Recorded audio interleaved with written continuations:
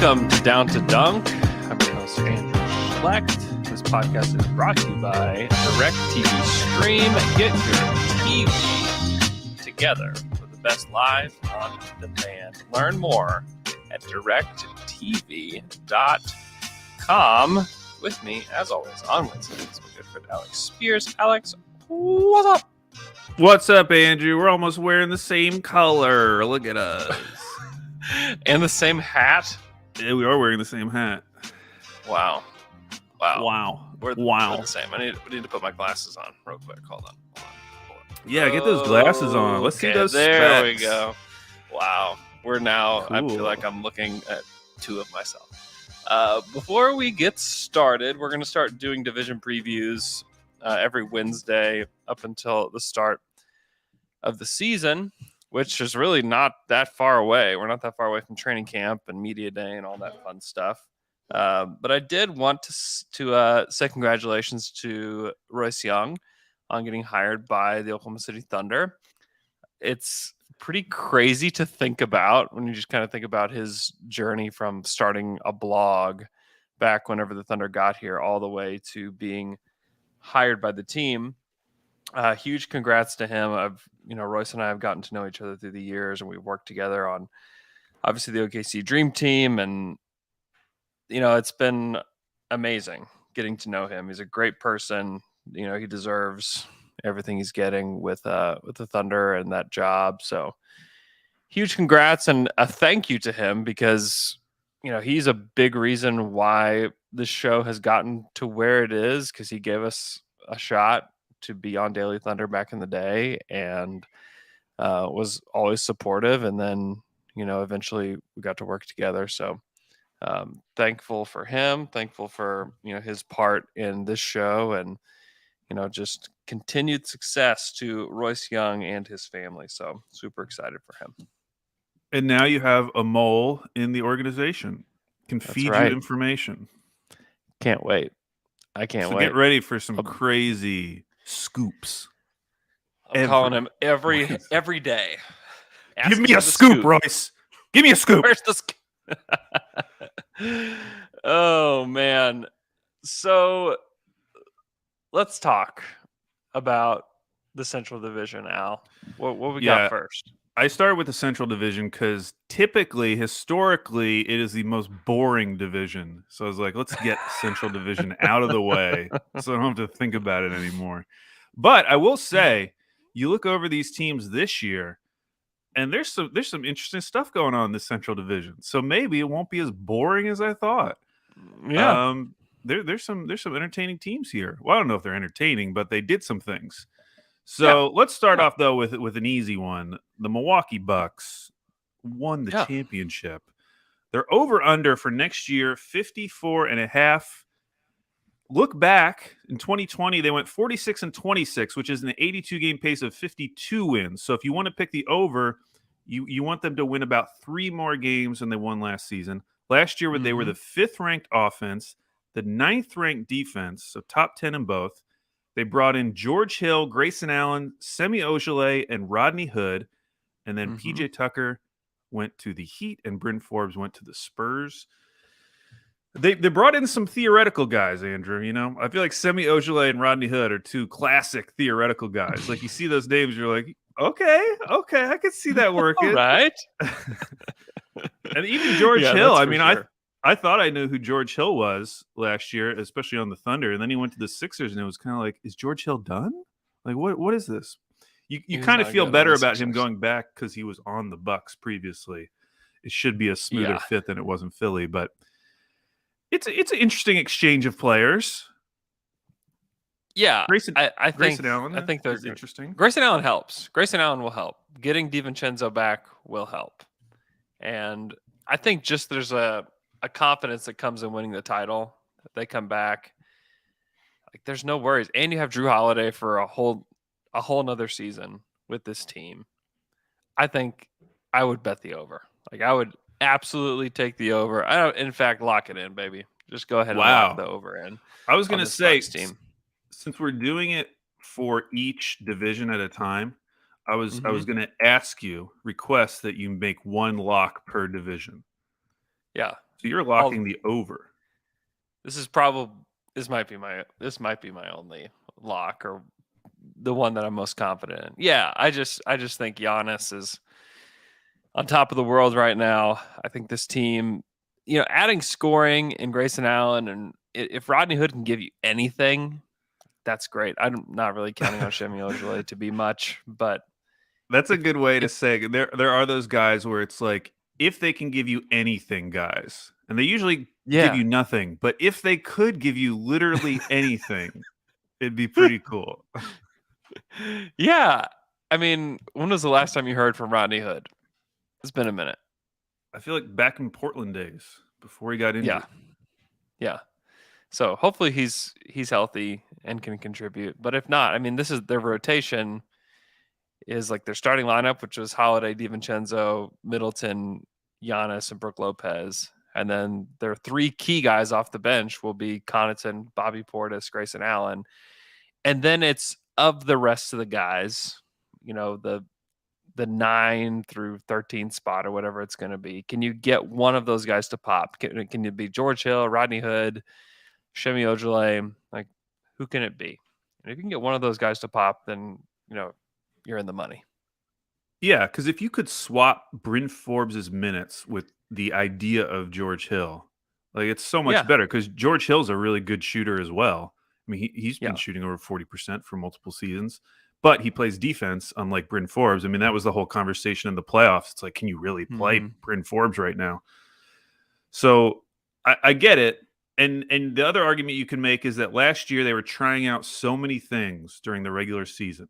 That was the narrative about the Bucks. Like, this team, the record isn't as good as the previous year, but this is a better team because they're learning how to do other things, because Coach Bud is branching out.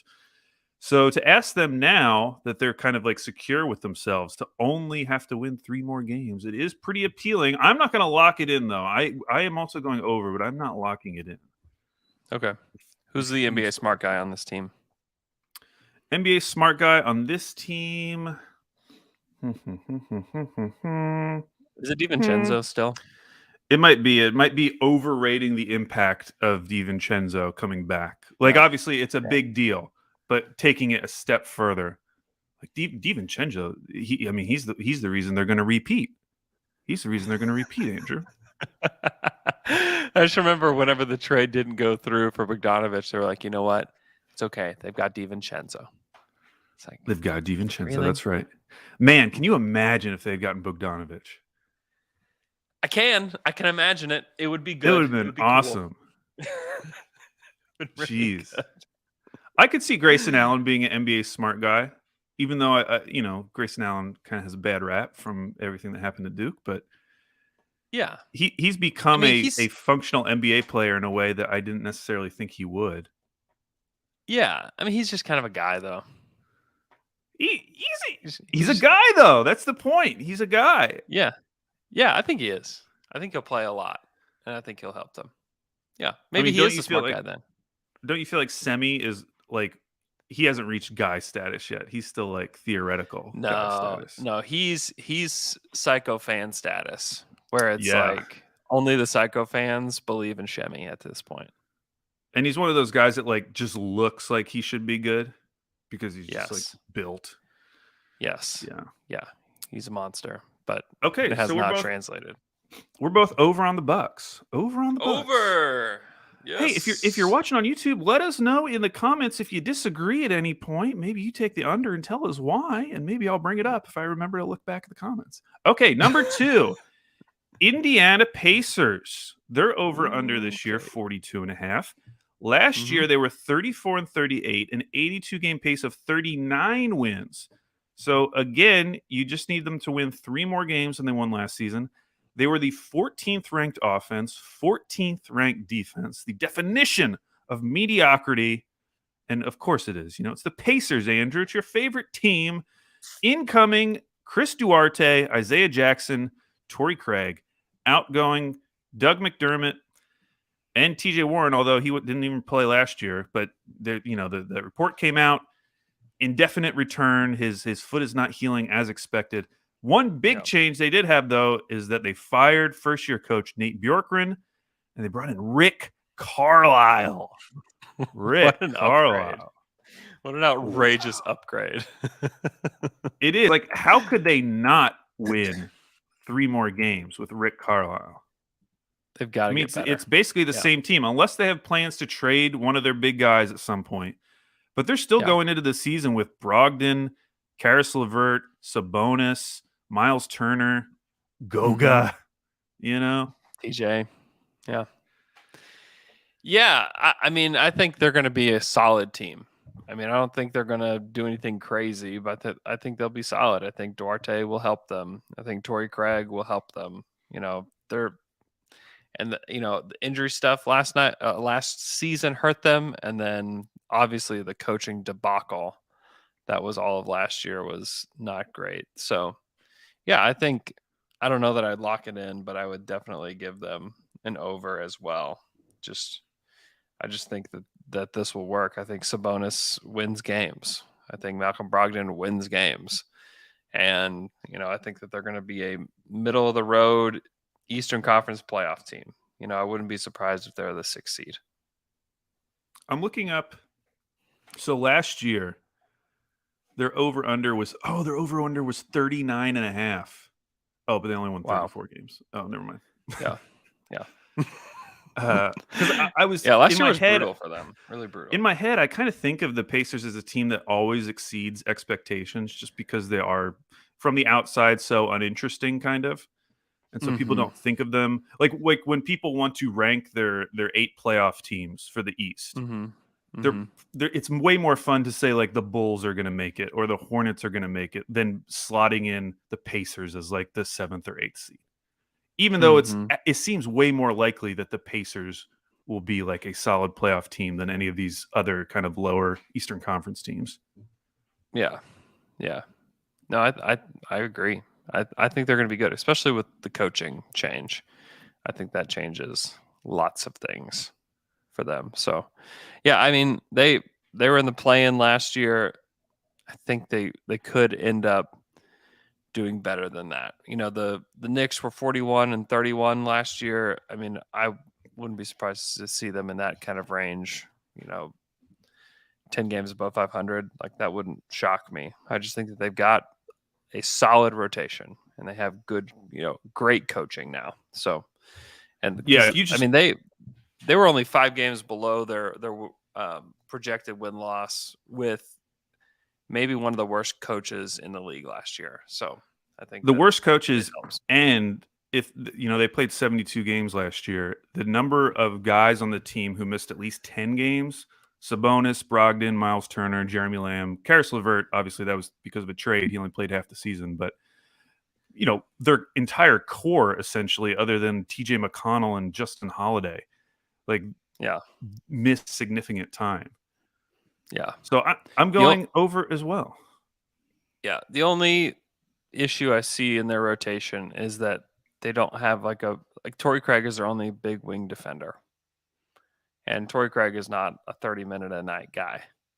So can you rely on Justin Holiday to carry that? Like, I would say no. I would say absolutely not. So like, what does Chris Duarte look like as a rookie wing defender? Is Karis LeVert going to be a better defender than he's been in the past? What does that look like? Because, I mean, when they play teams that have big scoring wings, who do they put on them? To me, that's one of the big question marks with them. Because at least TJ Warren's not a good defender, but he's at least big. Justin Holiday's not that big. So that's one of my big question marks with them. NBA smart guy, I think it is Chris Duarte. Because Chris Duarte coming into the draft, myself included, because I'm ageist when it comes to NBA prospects, did not like Chris Duarte solely because of the number after his name, his age, and everyone who's watched this guy for a long time, even the people Sam Vecini ended up having him really high. Like a lot of really smart NBA guys who take all that age stuff into account still ranked him super high, even though he's 24 years old. And so there's been a big Duarte push, and this is probably a really good team for him to get some playing time and to really make an impact. Yeah. Yeah, I think Brogdon is still largely a NBA smart guy. He is. He's just had so many injury issues last couple seasons. It's hard for him to get on track. Yeah. The smart thing to say would be if Brogdon stays healthy, they'll be fighting for home court advantage. Really? That'd be the smart thing to say? Smart guy. Like galaxy brain guy. Man. I just think so much of Brogdon. I would like whenever we land on the Pacers, which fortunately we have not yet on Saturday Slam and Jam. I'd like to get Caitlin Cooper on and just ask about what's it like being a Pacers fan, because she goes deep into the Pacers. Really good, really good. Yeah. It's incredibly smart, and it's all focused on this team that from the outside just seems so bland. But there must be something fun there. Who's the most exciting player on the Pacers? Who gets me excited? I mean, I guess it's Karis LeVert. But honestly, does he? No. Okay, I don't know. Isaiah Jackson. I could get excited about Isaiah Jackson. I was going to say Isaiah Jackson is probably the guy now that you feel excited about. Because everybody else is just they're just doing their job, right? Just a bunch of solid guys. Do your job, Indiana Pacers. Do it. But maybe that'll change this year with Carlisle. Okay, moving on to a very fun one. The Chicago Bulls. Over under of 42.5 last year. 31-41. That's an 82 game pace of 35 wins. So if you want to bet the over, they have to win 8 more games than they won last season. 21st ranked offense, 12th ranked defense last season. Obviously brought in DeMar DeRozan, Lonzo Ball, Alex Caruso, Derek Jones Jr., Tony Bradley, outgoing Daniel Tice and Garrett Temple. Did you know Billy Donovan's defensive ratings by year in the NBA?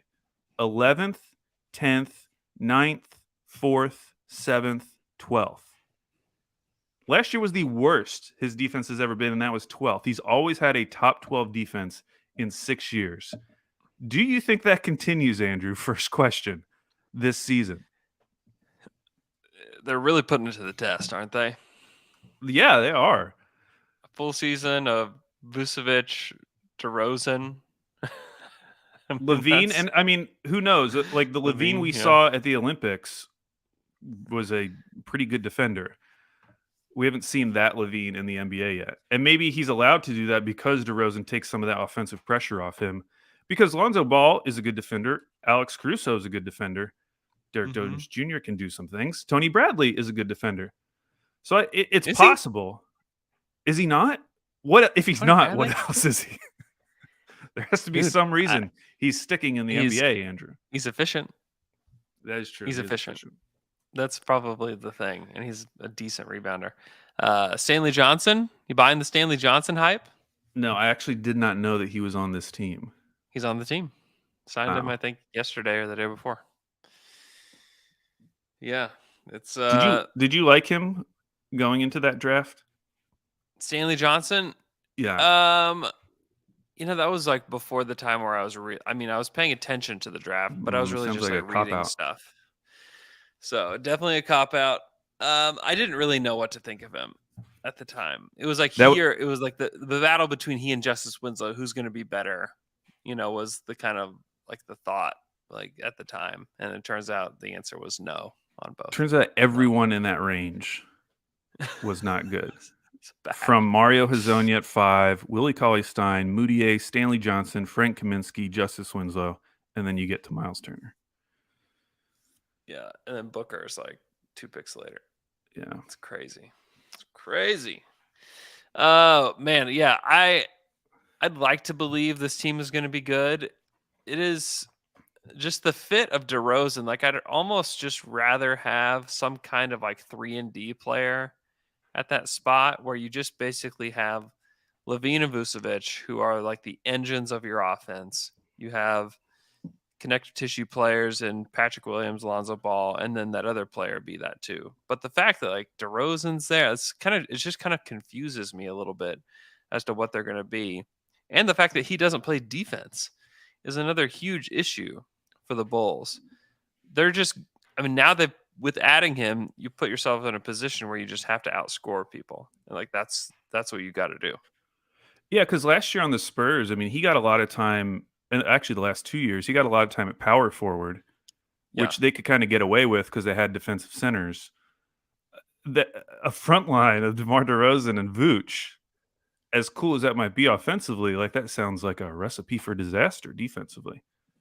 yeah. How do you? Yeah, what do you do? I mean, that would be the biggest challenge for Billy is can that front line defend? Because even last season, like you had guys like Daniel Tice and Satoransky that were going to come in and defend, you know, and now like you've upgraded. I think the Lonzo Ball upgrade is huge for them, but you know, Vucevic and DeRozan is kind of scary. Like they really are relying on Patrick Williams to take a leap. Like they need him to be a really good player already. Yeah, and in summer league, obviously there were the flashes, but the role he was playing in summer league was like nothing close to what he was going to be doing on the Bulls. I mean, they were asking him to kind of play as an alpha offensively, Right. Yeah. which that's not even really what they need him to do on this Bulls team. They need him to be like the best defender on this team. Yep. Hopefully playing next to Vooch. Yeah. What are you feeling over under on this team? Well, I can't go over for all of them. It's impossible. You can't. You could, but you'd just be wrong. The reason that the Bulls under is appetizing is because they could still be an above 500 team and you still win because they could be 42-40, which would still be like a dramatic improvement, 35 to 42 wins. The thing that scares me is that I'll be right back. Keep talking. Keep talking. The thing that scares me about taking the under is Billy Donovan's past success with defense. Let's just say they're like 15th in defense. They're like definition of mediocrity on the defensive side. But you have to assume their offense is going to be pretty good. So last year it was 21st. What if they had like the 10th ranked offense and the 15th ranked defense? That's probably not a 42-win team. That team is probably better than 42 wins. So that scares me a little bit. That said, I don't really like the Bulls, so I'm going to go Bulls under. I kind of feel that way too. I kind of feel like we're heading towards a possible Zach LaVine departure from the Bulls. Signed with Clutch, right? Wasn't that the news of the summer? I don't know. I think that's right. Oh, no.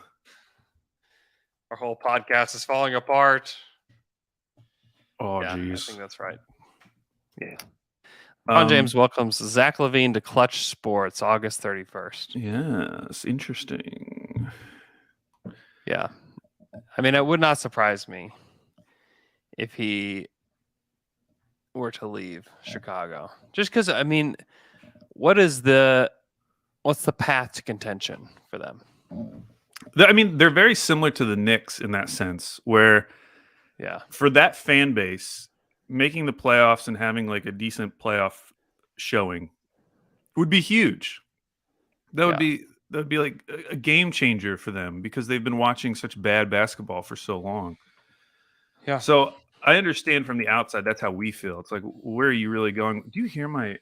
Oh my gosh! Do you hear my washing machine? No. Oh, okay, good.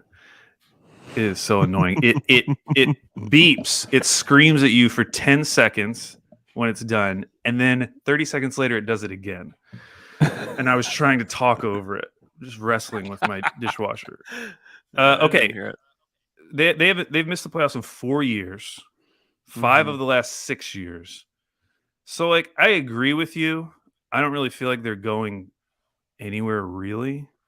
Though I think you could make an argument like if you added someone to a core of Lonzo Ball, Zach LaVine, and Vooch, okay, maybe there's something there. Maybe that would be exciting. Yeah. But, how are you getting that guy at that point? Yeah, I just don't love the Vooch fit. I just wish they didn't do the Vooch trade.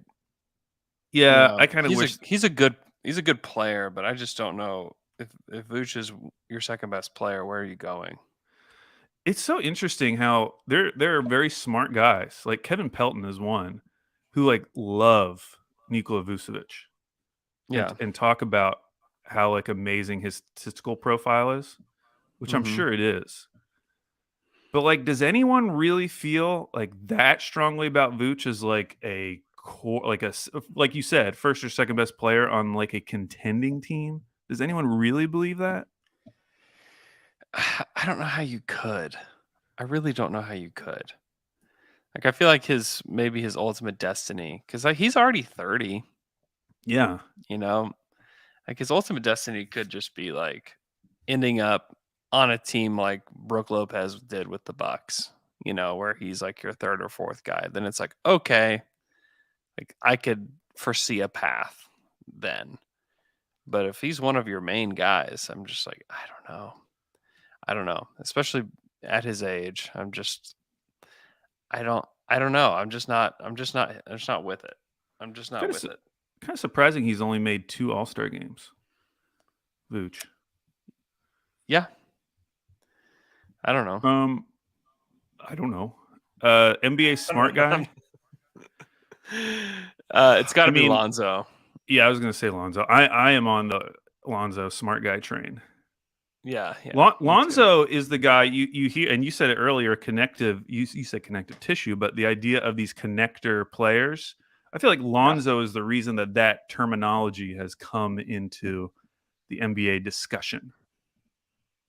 very much could be. And the Thunder are almost exclusively collecting connected players. Like everyone's Ooh, connected. like connects. Did you ever play with connects when you were younger? I didn't really when I was younger, but my kids have some connects, They and got they're any pretty fun. Tinker toys? Yes, we do have some Tinker toys. Cool, cool. Not as cool, but yeah. Yeah, Lonzo. He is like one of the more fascinating people to talk about, and just to like look back at his career, because everyone got it wrong from the beginning in terms of what type of player he was. Even Yeah, though I yeah, yeah. remember there were smart draft guys back then saying this guy is not a point guard. Like if you're expecting him Mm-hmm. to come in and just run your team, that's not really what he did at UCLA. That's not what he's really going to do in the NBA. Mm-hmm. And if people had just accepted that at the time, I don't think he would have gone second, because it's like, well, how does that player, and at that time he couldn't even shoot, how does that player become a superstar if he's Yeah. not your lead guard? He's turned into what I think is like a very good player, and we're still Mm-hmm. trying to find like the perfect system for him. I actually think this year's Pelicans team with more shooters like Deontay Graham and Trey Murphy would have been a really good fit. But That's we'll see why what it's so happens with the Bulls. confusing. It's so confusing. Like, why is he already on his third team? Because no one knows what to do with him. Because what is he? That people can't figure it out. That's why I think he's going to help them, but it's also just a little curious to me that the Pelicans took a look at him and said, "You know what? We'd rather not." You I, know, like it's weird, that is strange to me. I'm still especially trying to figure after that out. Zion said that he wanted to keep Lonzo, at least in Right. public. He said that. Right. It is. Yeah. Yeah, I don't know. He is definitely the NBA smart guy, and everybody seems to really like him. Like everybody seems to like him. I was like I rarely talked to anybody this summer, and I talked to lots of people from all over the country that cover the NBA about Lonzo, and they're like, why don't the Pelicans just keep him? So it's just weird to me that it was just like known that he wasn't going to be there. Yeah. By the way, if I accidentally It's just called weird. Devonte Graham Deontay Graham, I apologize. Devonte Graham. You In the you comments, definitely did. Andrew, Hmm. Hoops Talk 69 says Bulls have Lonzo and Caruso. That's solid defense.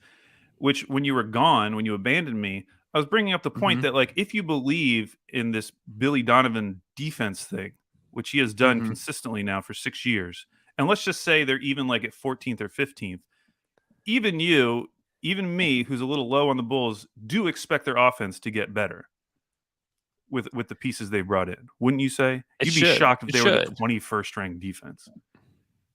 So, like, if they were let's just say what they did, what the Pacers did last year, like right around Hmm. middle, like 14th and 14th. Actually, I was just about to say that would be a better than 42-win team, but of course the Pacers only won 34 games last year by being middle of the road. So, okay, maybe I'm more comfortable with the under now. Yeah. I feel pretty comfortable with the under with them as well. So far, no disagreements. Okay, we'll go on to our next team right after this quick break. And we're back after that quick break. Alex, are we talking about the Cleveland Cavaliers? We're talking about the Cleveland Cavaliers. Cleveland Cavaliers over under 26.5 wins. Last year they were 22-50. That's an 82 game pace of 25 wins. So you only need them to win 2 more games than they won last season. Last year their offense was 28th in the league. Their defense was 25th in the league. They have brought in Ricky Rubio, Evan Mobley, Lauri Markkanen, Taco Fall. They have lost Larry Nance Jr. and Taurean Prince. They are perhaps the most confusing team in the NBA for me. I have they really no are, idea how this could go. My gut feeling is to take the under, which would be bad for the Cavs. Like they should be better than a 26.5 win team. They should win 27 games. But I just look at their start with the offense. They're going to be playing, as much as people hated the Lauri Markkanen, it does clean up their offense a little bit because, thinking about Evan Mobley and Jarrett Allen offensively with Isaac Okoro. So there's 3 non-shooters unless Mobley develops that shot pretty dramatically in his first season. They were already a terrible offense. They were 28th ranked offense. Only having 2 shooters in your starting lineup, that scared me. And then defensively, obviously you still have the concerns with Sexland, like in the backcourt. They also lose one of their best defenders in Larry Nance Jr. On the other hand, you feel kind of good about Okoro, Mobley, and Jarrett Allen, like that same lineup. Yeah. So maybe I should go over because I'm not as down on the Markkanen thing as everyone else seems to be. I'm not going to say I like it, but the fit makes sense to me because you can play him with both Mobley or Jarrett Allen.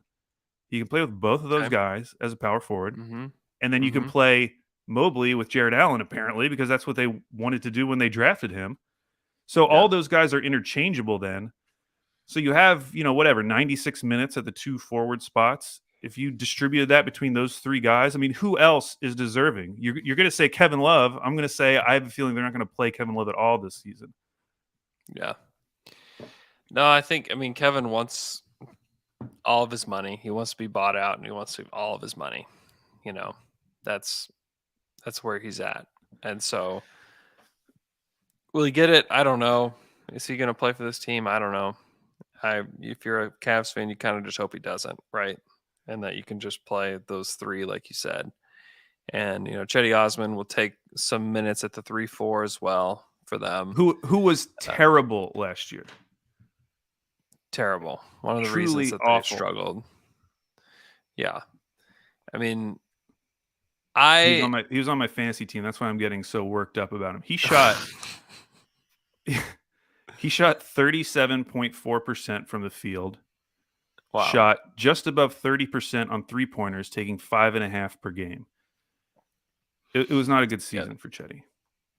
Yeah, that's not great. I am a believer in Darius Garland. So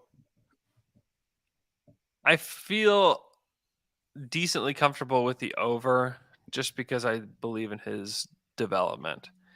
And having Jarrett Allen for the whole season at center will help them. I think Okoro is going to be good. Like, I'm an Isaac Okoro believer.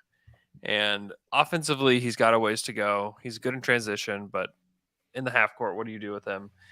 He has to just shoot the ball quicker. Like, once he gets the ball, he just has to shoot it and not hesitate. And that's the biggest thing for him.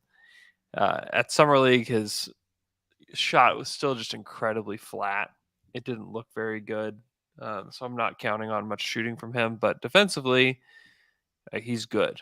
And Ricky Rubio is a positive player. Markkanen, I'm just not a big believer in him. I just don't know I just don't think he helps you win basketball games. And then Evan Mobley, who's a rookie who has a ways to go, you know. But really, it's all about Darius Garland and Jared Allen and Colin Sexton. Like, can those guys be good? And I think that those guys can be.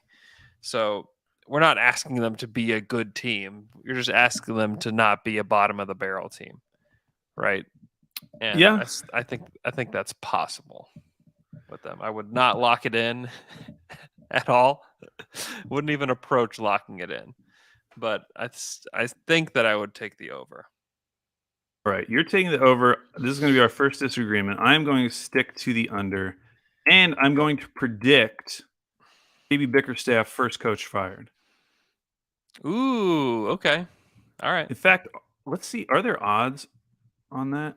NBA odds. I'll see who is there. Well, can't find it. Never mind. Yeah, I'm fascinated by the Cavaliers. I think they are one of the more interesting teams going into the season for everything that we've talked about going back months now. The fact that Kobe Altman, this is his 5th year on the job. They have done worse this time after LeBron leaving than they did the first time, arguably with a lot better young talent. I mean, back then they had Kyrie, but like who else? They drafted Dion Waiters, they drafted Tristan Thompson, like fine players at the time. But I would say this young core is better than, is it better than that young core? It depends what you believe in Darius Garland. But I really like the idea of Sexton, Garland, Jared Allen, Evan Mobley. Like, that's a pretty good young core that should be better than this. Yeah. So if they don't get out to a decent start, if they're hovering down, like, they're 10 and 15, 10 and 18 or something like that, I could see Bickerstaff getting fired. Yeah. They wasted so much time. Or Kobe Altman. Yeah. Like, they wasted so much time in this rebuild with like the John Beeline thing. Like, what a waste of time. Bro, it's bad. That wasn't going to work. Yeah, you can't make mistakes like that. Like, that sets you back. Like, making big organizational mistakes like that is like why you're stuck in the mud. Like, that's why you are where you are. He didn't even last the whole year. Kobe Altman was the same guy who fired Tyronn Lue. Yeah. He needs to Come on, bro. All right. He needs to be like final one. And this is going to be my lock, Andrew. Preview. Ooh. Detroit Pistons. Over under 24.5 wins. Last year they went 20 and 52, 82 game pace. That's 23 wins, which means if you want to take the over, they have to win 2 more games. Offense was 26th last year. Defense was 19th. They are bringing in Cade Cunningham, Luka Garza, Kelly Olynyk, Trey Lyles, Isaiah Livers. They've lost Wayne Ellington, Dennis Smith Jr., Mason Plumlee, and Jahlil Okafor. I am going over, and I'm locking it in, Andrew. Wow. All they have to do is win 25 games, and you win. Yeah. Like, you watch the way this team played last year. This was not an Oklahoma City Thunder season where they were like legitimately good for a little while and then awful. They were just consistently competitive but losing that entire time. So you bring someone like Cade Cunningham, who we watched what he did with that Oklahoma State Cowboys team last year that wasn't that good, honestly. He turned that team around. Straight bad. Yeah. You bring him onto this team, he's going to get the playing time. Honestly, the only thing that worries me is Killian Hayes. Because I think Killian Hayes is still the type of player who's going to bring you down. Not his fault. He's still very young. But like I look at the other young players on this team, like Sadiq Bey, he could help you win. Cade Cunningham could help you win. They still have Jeremy Grant, obviously. They're bringing in Kelly Olynyk, whatever. Like there can be a helpful functional team here. Player. Yeah, he's helpful. Yeah, like, you can look at the lineup. Only person I'm worried about. Yeah. So I get that. And they shipped out Sekou Ndombele. They said, get out of here. They did. And it was Jake Fisher was saying that Uh-huh. if he gets bought out, is he with the Nets right now? Is that Mm-hmm. correct?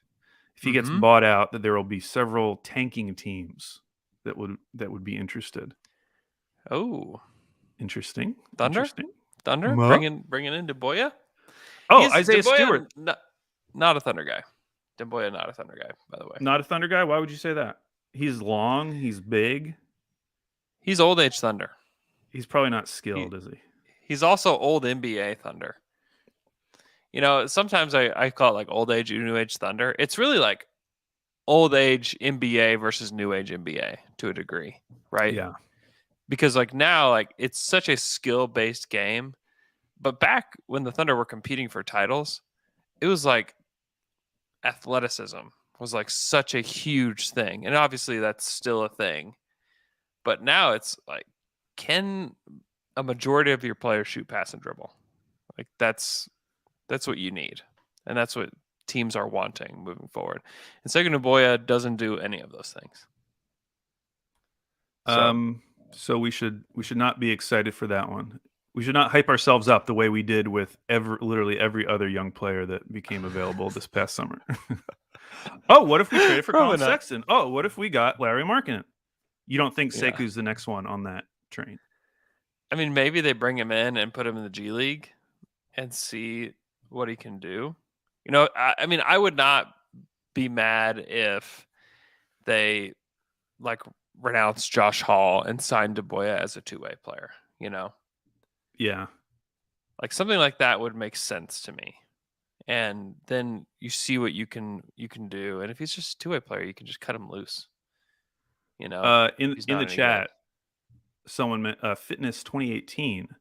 People talk about OKC tanking last year, but the Pistons 100% tanked the last 15 games last year, which is true. I think they were. I'm looking at their schedule. They're about 2-13, and honestly, is because they finally started playing the way we thought they were going to play by just playing all their young guys. Like they stopped playing Jeremy Grant and Mason Plumlee like 35 minutes each a night. Mm-hmm. Ooh, Hoopstock 69. Wasn't Andrew a Sekou guy during the draft? Andrew getting called out. Were you a Sekou guy? Yeah, I liked him because he was young and was kind of toolsy at the time, but like he's been straight terrible for Detroit.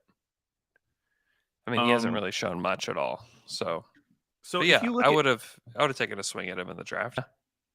If you look at Detroit's top 8, let's say, you got Cade, Sadiq Bey, Isaiah Stewart, Hamidou Diallo, remember?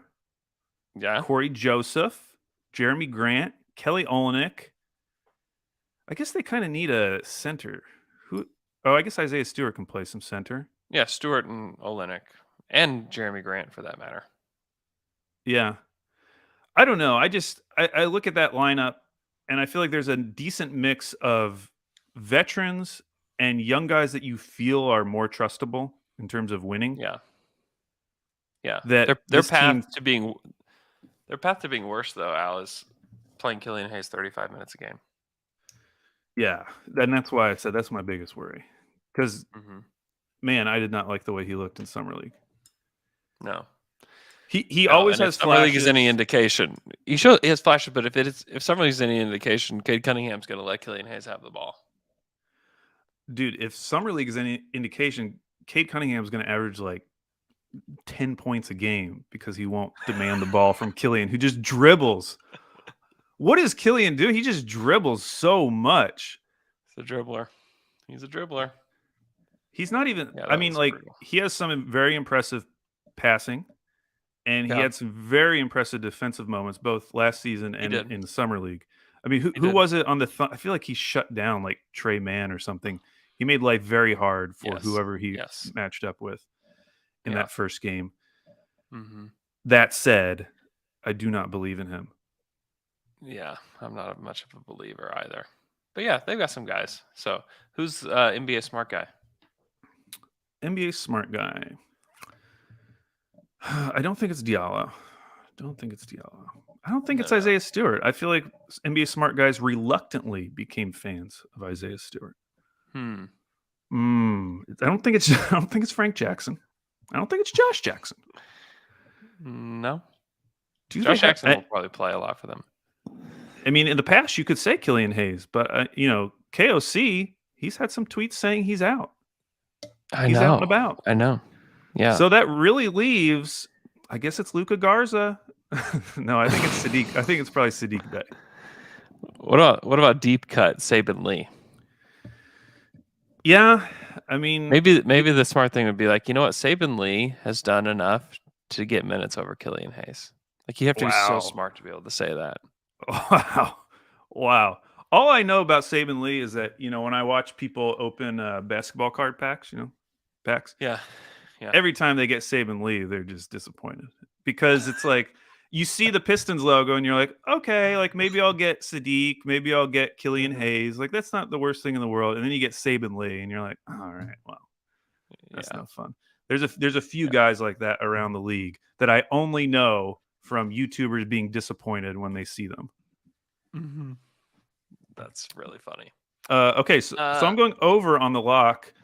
What are you doing with the Pistons? I'm going to go under on the Pistons. I think they are going to get another high draft pick and add to this core. And they're going to play their young guys a lot. And I think Killian Hayes is going to drive them to the second pick in the draft. Oh my, why are you being so negative this morning? Am I being negative? Yeah, you sound like you're doing a jealousy thing where you're making up this great scenario for the Pistons where they get to add another great talent to the young core. Mm-hmm. They do all the right things, get to the second pick. Mm-hmm. What is that? What are you doing right now? I think Troy Weaver is going to put together a really good team. That's what I think. Oh my gosh. You're anti-Presti now. Aren't you? You wish they had kept Troy and sent Sam to Detroit. Sent him packing. Go to Detroit. Wow. Sam. No, I think Troy's done a really good job. I think he's absolutely done a great job with this team so far. He has. However, one of the more interesting things, I was reading a blog post on DetroitBadBoys.com. Yeah. And they were talking about how generally people like what he's done. And yet at the same time, you can't say that he's won every trade. That has not been his MO. He has made multiple trades that were bad for the Pistons, whether it's like waiving and stretching a guy or like the deal they just did for DeAndre Jordan, which was weird. Yeah, that was a weird one. He's done a bunch of weird trades that don't really seem like they're good for the Pistons. But I think what we're learning is that maybe all of these small deals, winning every single one of these small deals doesn't really matter. It's as long as you got your guys, as long as you have your vision going forward. Of course, we're talking about a team that won 20 games last year, so they have to do it at some point. But it is interesting because usually when we talk about GMs we really like, it's talking about guys like Presti or like Danny Ainge, who it feels like they're always winning every single trade, no matter how small. They're always extracting the last drops of value that they possibly can out of every single asset. And that has not really been what Troy Weaver has done in his time in Detroit. Yeah, I get that. I totally get that. I just also feel like if Detroit wants to ultimately compete for NBA titles, they're going to need a running mate with Cade Cunningham. Like, I think Sadiq Bey is good. I think that Jeremy Grant is good. I think Isaiah Stewart is good. I like Hami. I think Hami's an NBA rotation player. But, like, who else is doing it for you? You know what I mean? Davidas Servitas. Right. I just don't think you can look at this roster and be like, okay, they're ready to go now. You know? Like, they're ready to be middle of the pack now. Yeah. So that's why, I mean, that's kind of where I am. And, is Cade going to come in and impact winning initially? Like, I think it's possible, but there's just so few rookies that actually do that, you know? It's true, but if you're thinking about even like the last 5 years, wouldn't you have him probably in the top 5 of guys who have the potential to do that? It's a good point. Think about like the top picks from the last couple of years. Like, who are you really like strongly believing in? Yeah, I'm interested to see. I don't know. I think that there's still a lot of development to be done with Cade, especially with the finishing around the rim stuff. Probably You know, he Luka. was, Luka was the last one where we felt like, oh, he's going to come in and immediately make this team like functional. yeah, he did, and perhaps Cade can do that too. We'll see. We'll see. All right. That's all we have for today. Thanks so much for joining our pod. If you're listening live, thanks for being here. Be sure to listen to us live on YouTube. You can subscribe to us on YouTube. Just search Down to Dunk, hit subscribe. You can hit the little bell to get a notification when we go live. That way you can join us. All the people that are here in the chat: Alex Bullerjack, Miguel DeVella, Tyler Gibbs, Chad Scott, Nathan Creamer, Hoopstock69, Cody McChicken from an Amazon van somewhere in OKC. Jess African Kiwi is here. Thanks so much for joining. W Rose 27 is here. Poppin is here. Daniel Tomasi says Wasan Boys. Tyler Carroll is here. Wes Gragg is here. Dylan Walker, the Fluky in Germany, is here. Jack Cole. Seon Kos is here. Living in Perth, Australia. Very cool. Fitness 2018 is here. Michael McAfee says it's a great day to be alive. Travis Vogel is here. Frank Thurman, Jesse Smith, what's up, dude? Hoopstock69, no. Is Andrew okay? Yeah, I'm okay. All right, you guys have a great day. We will talk to you guys again on Friday.